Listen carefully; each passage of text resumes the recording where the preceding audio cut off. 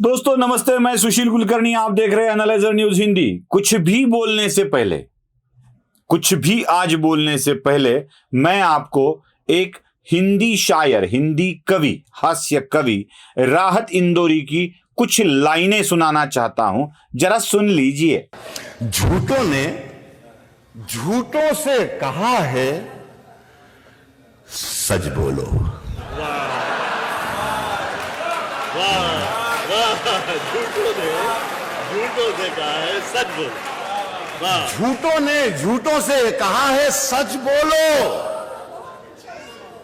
क्या कहने? सरकारी ऐलान हुआ है सच बोलो। झूठों ने झूठों से कहा है सच बोलो। झूठों ने झूठों से कहा है सच बोलो। सरकारी ऐलान हुआ है। घर के अंदर झूठों की एक मंडी है। घर के अंदर झूठों की एक मंडी है। दरवाजे पर लिखा हुआ है सच बोलो। अब आपको प्रश्न होगा कि ये लाइनें मैंने क्यों सुनाई, यही लाइनें क्यों सुनाई। तो मैं इसलिए ये लाइनें सुना रहा हूं कि आजकल राजनीति में राहत इंदौरी जैसा कहते हैं कि झूठे बहुत आके बैठे हैं, वैसे ही झूठों की मंडली एक ही घर में बैठी है और दरवाजे पर लिखा है हमेशा सच बोलो। इसी परिवार की एक मंडली की कहानी मुझे आपको सुनानी है। कहानी बड़ी दिलचस्प है, बड़ी दिलचस्प है। ये एक महिला सांसद है महाराष्ट्र की, सुप्रिया सुळे जी, जो एक कहानी बताती है अपने ट्विटर हैंडल पर। और वो बोलती है कि जब ट्वीट आपको दिखाता हूं, मराठी में वो ट्वीट है, फिर भी उसको हिंदी में समझाने की कोशिश करता हूं। सुप्रिया सुळे महाराष्ट्र की सरकार से अपील करती है, केंद्र की सरकार से भी अपील करती है कि प्याज उत्पादक जो है उनको राहत मिले, किसान प्याज उत्पाद करने वाले जो किसान हैं उनको राहत मिले। इसलिए राज्य सरकार को और केंद्र सरकार को जो निर्यात पर बंदी लगाई गई है, पाबंदी लगाई गई है, उसको उठा ले, वो हटा दे पाबंदी। और पाबंदी हटाने के बाद यहां का प्याज विदेशों में जाएगा और किसानों को अच्छा फायदा मिलेगा। यह बात सुप्रिया सुळे बड़ी शालीनता से बताती है। मैं आपको बता दूं, सुप्रिया सुळे जो भी कुछ कह रही है वो बिल्कुल झूठ है। झूठ इसलिए है कि ना देश में प्याज के निर्यात पर बंधन है, ना अब तक देश में प्याज का निर्यात रुका है। बल्कि मैं आपको आंकड़े दिखाना चाहता हूं।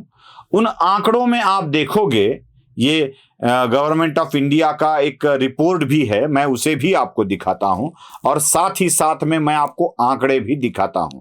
इन आंकड़ों में हमें नजर आता है कि अप्रैल से लेके दिसंबर 2022 तक कितने प्याज का निर्यात देश से हो चुका है। मतलब मिलियन डॉलर की बात करेंगे।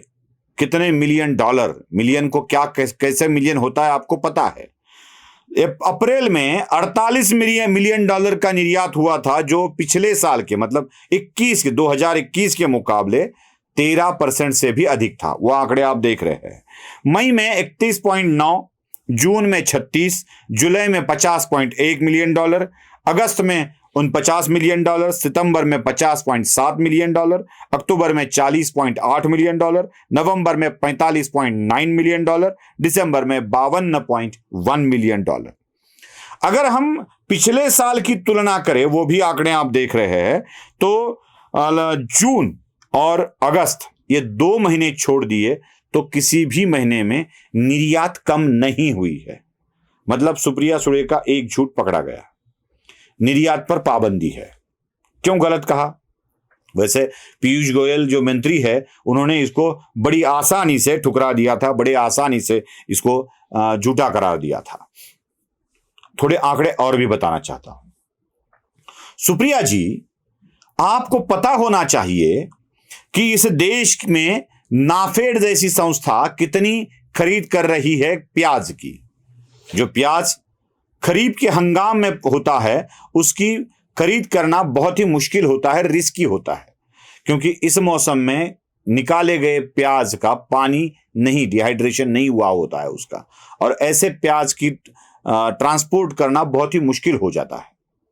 सो ये रिस्क लेकर नाफेड 9 रुपए किलो के भाव से, जो 1 रुपया 2 रुपया बोला जाता है, 9 रुपए किलो के भाव से 26 फरवरी से खरीद कर रहा है प्याज की। महाराष्ट्र की, अकेले महाराष्ट्र के 2-4 जिलों की बात की जाए तो नाफेड द्वारा 2405 मेट्रिक टन, मतलब ये बात मैं रविवार की खरीद की बात कर रहा हूं, जब तक आपके पास ये वीडियो आएगा 2 दिन हो चुके होंगे, कुछ हजार मेट्रिक टन बढ़ गए होंगे। मतलब रविवार तक की बात मैं बोल रहा हूं, 2405 मेट्रिक टन की खरीद हो चुकी है। बाजार में डिमांड नहीं है, फिर भी नाफेड खरीद कर उसे चेन्नई, तमिलनाडु भेज रहा है। मतलब खरीद नहीं हो रही है ये भी नहीं है, बस सुप्रिया सुळे झूठ इसलिए बोलना चाहती है कि 4-5 जिलों में महाराष्ट्र के जो प्याज उत्पादक शेतकरी है, किसान है, उनको अस्वस्थता हो, सरकार के बारे में उनके मन में द्रोह पैदा हो, और यही एक कारण है सुप्रिया सुळे झूठ पर झूठ बोले जा रही है। सुप्रिया सुळे को यह आदत अपने शायद पिता से और भाई से लगी है। शरद पवार ने भी कितनी बार झूठा इतिहास दोहराया है, झूठी घटनाएं बताई है, अपने ही पहले बताए सच को फिर झूठा करार दिया है। जैसे महात्मा फुले वाला वो मामला हो गया जॉर्ज पंचम से मिलने का। जॉर्ज पंचम भारत में आए तो महात्मा फुले जिंदा थे ही नहीं, तब कैसे मिले महात्मा फुले जॉर्ज पंचम से, यही सवाल हमारे मन में आता है।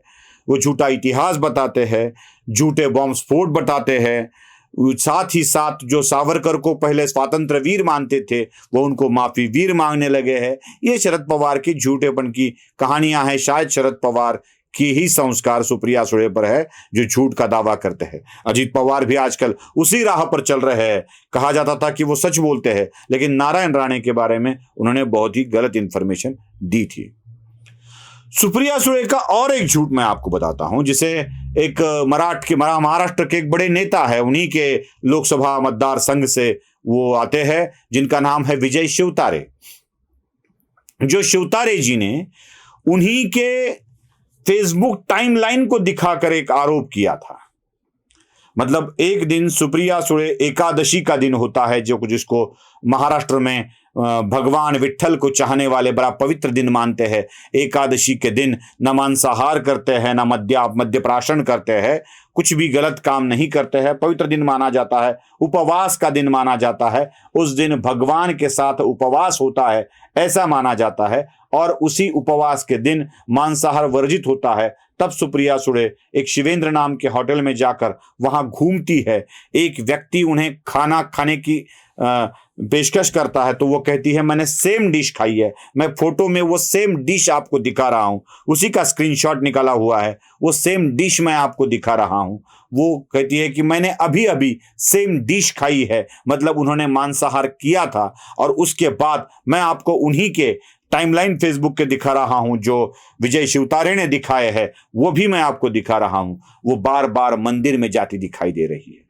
सोपान काका की मंदिर में जाती दिखाई दे रही है, महादेव के मंदिर में जाती दिखाई दे रही है। लगभग 3 मंदिरों में जाके सुप्रिया सुळे ने वो एकादशी के दिन दर्शन भी कर लिए थे, और उस वक्त उन्होंने मांसाहार किया था। याद है आपको, शरद पवार पुणे के दगड़ू शेठ हलवाई गणपति के मंदिर के अंदर क्यों नहीं गए थे? तो शरद पवार क्यों नहीं गए, इसका जवाब दिया गया था उन्होंने मांसाहार किया था इसलिए अंदर नहीं गए। अगर शरद पवार मांसाहार के बाद मंदिर के अंदर नहीं जाते तो सुप्रिया सुळे किस तरह से मंदिर के अंदर गई? बाद में उन्होंने एक साक्षात्कार में बता भी दिया था कि मैंने सामीश भोजन कब का छोड़ दिया है, जिन्होंने एक श्रावण मास के आरंभ के दिन ही मांसाहार किया था, जो फोटो भी शेयर किए थे, जिसके बारे में पहले भी बात हमने की है। बार बार झूठ बोलने वाली सुप्रिया सुळे इस देश में झूठ का जाल फैलाकर इस देश के किसानों को भ्रमित करना चाहती है। यही भ्रमित कर देना मुझे आपके सामने लाना था, इसलिए यह विषय आपके सामने लेकर आया हूं। पसंद आया हो तो लाइक, शेयर और सब्सक्राइब जरूर कीजिएगा। धन्यवाद।